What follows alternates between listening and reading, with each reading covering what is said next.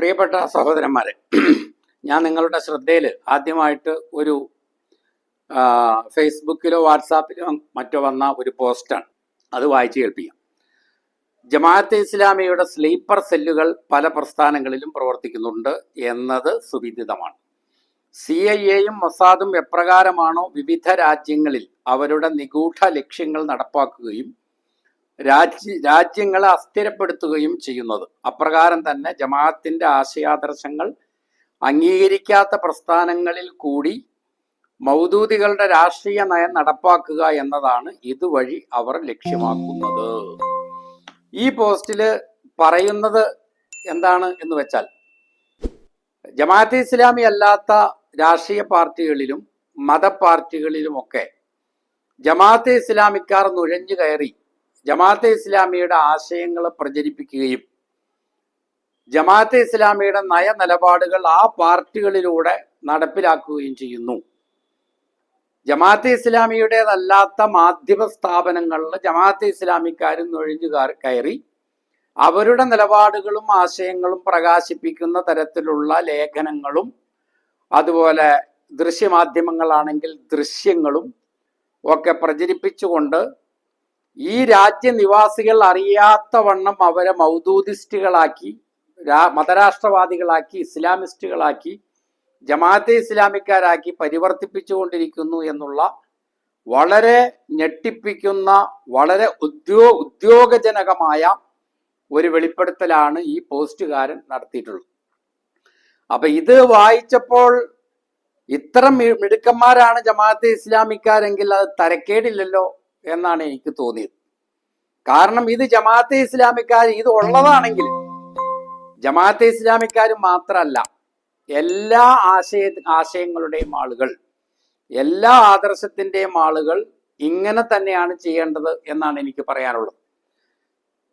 Communist പാർട്ടിയെ കുറിച്ച് നമുക്കറിയാലോ. നമ്മൾ ഇന്ന് അറിയുന്ന എല്ലാ പ്രമുഖ രാഷ്ട്രീയക്കാരും രാഷ്ട്രീയ നേതാക്കളും EMS നമ്പൂതിരിപ്പാട്, അല്ലെങ്കിൽ AKG, രണദീപ്, SA ഡാങ്കെ ഉൾപ്പെടെയുള്ള ആളുകളെല്ലാം എൻ്റെ അറിവ് ശരിയാണെങ്കിൽ ആദ്യം കോൺഗ്രസിലായിരുന്നു.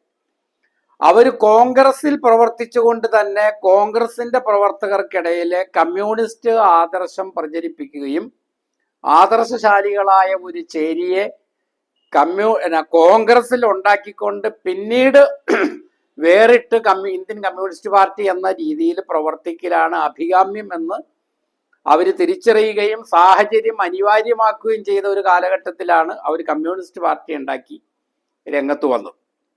അവരങ്ങനെ ചെയ്തുവെങ്കിലും എല്ലാവർക്കും അനുകരിക്കാവുന്ന ഒരു പ്രവർത്തന ശൈലിയാണ് ഇത്. ഇതാണ് കൂടുതൽ ഫലപ്രദം എന്നാണ് എനിക്ക് പറയാനുള്ളത്. കാരണം കമ്മ്യൂണിസം പ്രചരിപ്പിക്കണം എന്ന് ആഗ്രഹിക്കുന്ന ഒരാള് കമ്മ്യൂണിസ്റ്റ് പാർട്ടിയിൽ പ്രവർത്തിച്ചിട്ട് എന്താ കാര്യം? അവര് ഓൾറെഡി കമ്മ്യൂണിസത്തെ സിദ്ധാന്തപരമായും പ്രായോഗിക തലത്തിലും അംഗീകരിച്ച ആൾക്കാരാണ്. ഇത് പുതിയ ആളുകളിലേക്ക് എത്തിക്കലാണല്ലോ ആവശ്യം, അവിടെ എത്തിക്കാനാണല്ലോ പ്രയാസം.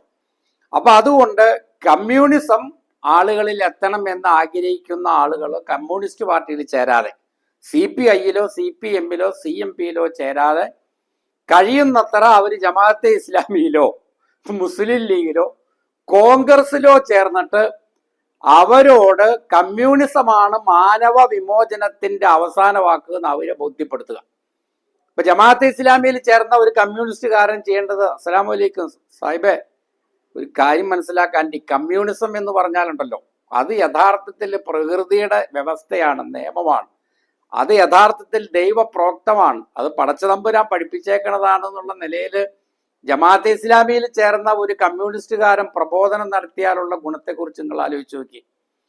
അതുപോലെ മുസ്ലിം ലീഗുകാരെന്ത് ചെയ്യുക? കമ്മ്യൂണിസ്റ്റ് പാർട്ടിയിലും കോൺഗ്രസിലും ചേരുക. കാരണം മുസ്ലിം ലീഗിൽ ഇപ്പൊ നമ്മുടെ കുഞ്ഞാലിക്കുട്ടി സാഹിബ്, അതുപോലെ നമ്മുടെ PK ബഷീർ, സാദിഖലി തങ്ങള്, തങ്ങന്മാരെയും മൊയ്യാക്കന്മാരെയും ഔലിയാക്കളിൽ തടഞ്ഞിട്ട് എൻ്റെ പൊന്നുമുള്ള നടക്കാൻ പാടില്ല. അപ്പൊ മുസ്ലിം ലീഗുകാരിനി ആവശ്യമില്ല.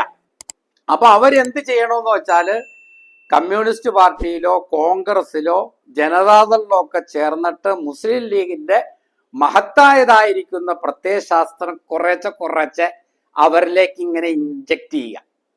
അങ്ങനെ മുസ്ലിം ലീഗ് ഈ പ്രപഞ്ചത്തില്, ഈ ലോകത്ത്, ഈ രാജ്യത്ത് പുലർന്നു കാണണമെന്ന് ആഗ്രഹിക്കുന്ന ആ ഒരു വ്യവസ്ഥയ്ക്ക് പറ്റിയ രീതിയിലുള്ള കരുക്കളായിട്ട് ഈ കമ്മ്യൂണിസ്റ്റുകാരെ അല്ലെങ്കിൽ ഈ കോൺഗ്രസ്സുകാരെ അങ്ങനെ അങ്ങ് മാറ്റിയിട്ട് ഈ പ്രപഞ്ചം മുഴുവൻ, ഈ ലോകം മുഴുവൻ മുസ്ലിം വേൾഡ് ലീഗ് എന്നൊക്കെ നമ്മൾ പറഞ്ഞു കേട്ടിട്ടേ ഉള്ളൂ. ലോകം മുഴുവൻ മുസ്ലിം ലീഗ് ഉണ്ടാവുന്ന ഒരു അവസ്ഥയെക്കുറിച്ച് നിങ്ങളൊന്ന് ആലോചിച്ച് നോക്കിയേ. അതുപോലെ തന്നെ ഒരു കാന്തപുരം സുന്നി, SYS-ലോ അല്ലെങ്കിൽ AP സമസ്തയിലോ അഖിലേന്ത്യാ സുന്നി ജമിയത്തുലുലമായിലോ ഇനി സുന്നി പ്രവർത്തകർക്ക് വല്ല പഞ്ഞുണ്ടോ? ഒരുപാട് ആൾക്കാർ, മൊയ്ലിയാക്കന്മാരും മുത്താലിമീങ്ങളും ഒക്കെ അവിടെ ഉണ്ട്, സാധാരണക്കാരും സുന്നി പ്രവർത്തകരൊക്കെ അവിടെ ഉണ്ട്. അപ്പൊ AP സുന്നികൾ എന്ത് ചെയ്യണമെന്ന് പറഞ്ഞാൽ ജമാഅത്തെ ഇസ്ലാമിൽ നൂണ്ട് കയറുക, മുജാഹിദ് 12 ഗ്രൂപ്പിൽ നുഴഞ്ഞങ്ങ് കയറുക.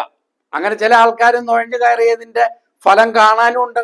ഇപ്പൊ മുജാഹിദ് പ്രസ്ഥാനക്കാര് ജിന്നു സേവയ്ക്ക് എതിരായിരുന്നു, കൂടോത്രത്തിനെതിരായിരുന്നു, അടിച്ചിറക്കലിനെതിരായിരുന്നു, മൊട്ടേമ മന്ത്രിക്കുന്നതിനെതിരായിരുന്നു, ഹോമം ഇടുന്നതിനെതിരായിരുന്നു, കണ്ണേറില്ല എന്ന് പറഞ്ഞുകൊണ്ടിരുന്നവരാ.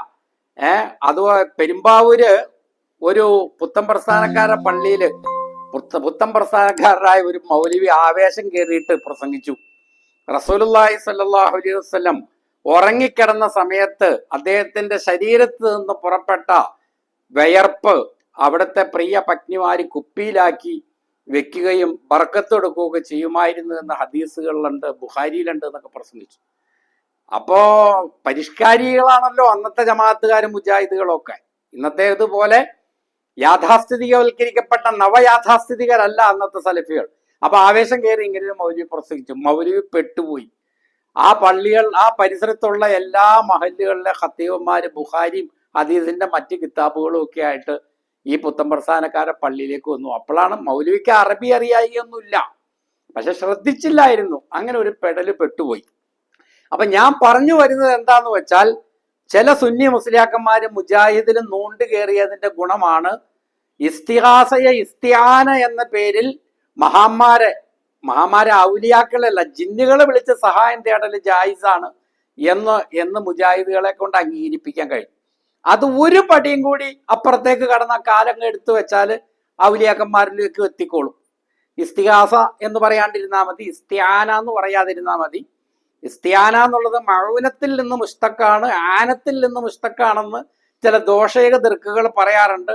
അവന്മാര് കരുതിക്കൊള്ളണം, അവന്മാര് മതനിഷേധികളാണ്. അപ്പൊ ഞാൻ പറഞ്ഞു വരുന്നത് എന്താന്ന് വെച്ചാൽ, ഒരാദർശം അംഗീകരിക്കുന്ന ആളുകളുടെ കൂടെ ആ ആദർശത്തിലെ ഒരു പ്രബോധകനൊന്നും ചെയ്യാനില്ല. ഈ ആദർശത്തിന് വിരുദ്ധമായി, അതുകൊണ്ടാണല്ലോ നരസിംഹറാവു കോൺഗ്രസ് ചേർത്തത്. ബാബരി മസ്ജിദ് പൊളിക്കണം, രാമക്ഷേത്രം സ്ഥാപിക്കണം എന്ന സിദ്ധാന്തം, ആദർശം, വിശ്വാസം വെച്ച് പുലർത്തിയിരുന്ന നരസിംഹറാവുവിന് RSSൽ പണിയില്ല. കാരണം അവര് ഓൾറെഡി ആ പ്രത്യയശാസ്ത്രം, ആ രാമദർശനം അംഗീകരിച്ച ആൾക്കാരാണ്. നരസിംഹറാവുവിന് മനസ്സിലായി എനിക്ക് കോൺഗ്രസിലാണ് പണിയുള്ളത്. കോൺഗ്രസിൽ ചേർന്ന് പുള്ളി സംഘ് രാഷ്ട്രീയത്തിന് വേണ്ടി പ്രവർത്തിച്ചു. അത് അതിന്റെ ഫ്രൂട്ട്, അതിന്റെ ഫലം ഏറ്റവും ഉത്കൃഷ്ടമായ നിലയിൽ നൽകുകയും ചെയ്തു. മനസ്സിലായി? അങ്ങനെ എത്രയോ RSSകാര് വളരെ ഫലപ്രദമായി ത്യാഗനിർഭരമായ സംഘ് പ്രവർത്തനം കോൺഗ്രസിന്റെ ഉള്ളിൽ നടത്തുന്നുണ്ട്. അങ്ങനെ സംഘീയ മനസ്സുള്ള ചില മുസ്ലിം ലീഗ് പ്രവർത്തകരുണ്ട്. മുസ്ലിം ലീഗിൽ ഫലപ്രദമായിട്ട് അവര് പ്രവർത്തിക്കേണ്ട. കാരണം RSSന്റെ ഉള്ളിൽ RSSന്റെ പ്രവർത്തകർക്ക് പണിയില്ല. അവർക്ക് ലീഗിന്റെ ഉള്ളിലാണ് പണി, കോൺഗ്രസിന്റെ ഉള്ളിലാണ് പണി, ജനതാ പാർട്ടിയിലാണ്. മർദ്ദിത ജനതയുടെ, പീഡിത ജനതയുടെ, അധസ്ഥിത വർഗത്തിന്റെ മിശിഹയായി, വിമോചകനായി ഒരിക്കൽ അവതരിച്ച നമ്മുടെ VP സിംഗ് ഓർമ്മയില്ലേ നിങ്ങൾക്ക്? അദ്ദേഹമാണ് ജനതാദൾ എന്നുള്ള പാർട്ടിക്ക് ജീവൻ വെപ്പിച്ചത്. ആ ജനതാദളിന്റെ ഇന്നത്തെ അവസ്ഥ എന്താ? അതുപോലെ ജനതാദൾ എന്നുള്ള പാർട്ടിയെ അത് ജഗ്മോഹന്റെ ആ ഒരു നിലപാടിലേക്ക് പരിവർത്തിപ്പിക്കുന്നതിൽ ജഗ്മോഹന് മാത്രമല്ല, ജനതാദളിൽ കടന്നുകൂടിയ ഒരുപാട് RSSകാർക്ക് വളരെ കനത്ത സംഭാവനകൾ നൽകാൻ കഴിഞ്ഞു. അപ്പൊ അതുകൊണ്ട് എനിക്ക് പറയാനുള്ളത്, ജമാഅത്തെ ഇസ്ലാമിക്കാര് CPM-ലും കോൺഗ്രസിലും മുസ്ലിം ലീഗിലും AP സുന്നിയിലും EK സുന്നിയിലും സംസ്ഥാന കേരള ജമിയത്തുലുലമായിലും ദക്ഷിണ കേരള ജമിയത്തുലുലമായിലും നൂണ്ട് കയറി പ്രവർത്തിക്കുന്നുണ്ടെങ്കിൽ ഈ കുറിപ്പെഴുതിയ സുന്നി പ്രവർത്തകൻ ഉൾപ്പെടെയുള്ള ആളുകളോട് പറയാനുള്ളത്, നിങ്ങൾ മുജാഹിദിൽ നൂണ്ടുകയറുക, RSSൽ നൂണ്ടുകയറുക, ജമാഅത്തെ ഇസ്ലാമിയിൽ നുഴഞ്ഞു കയറുക. അങ്ങനെ വളരെ ഫലപ്രദമായ ലക്ഷ്യം കാണുന്ന ഒരു കർമ്മ നൈരന്തര്യത്തിന്റെ വിധാതാക്കളായി നിങ്ങൾ പരിരസിക്കണമെന്നാണ് എനിക്ക് പറയാനുള്ളത്.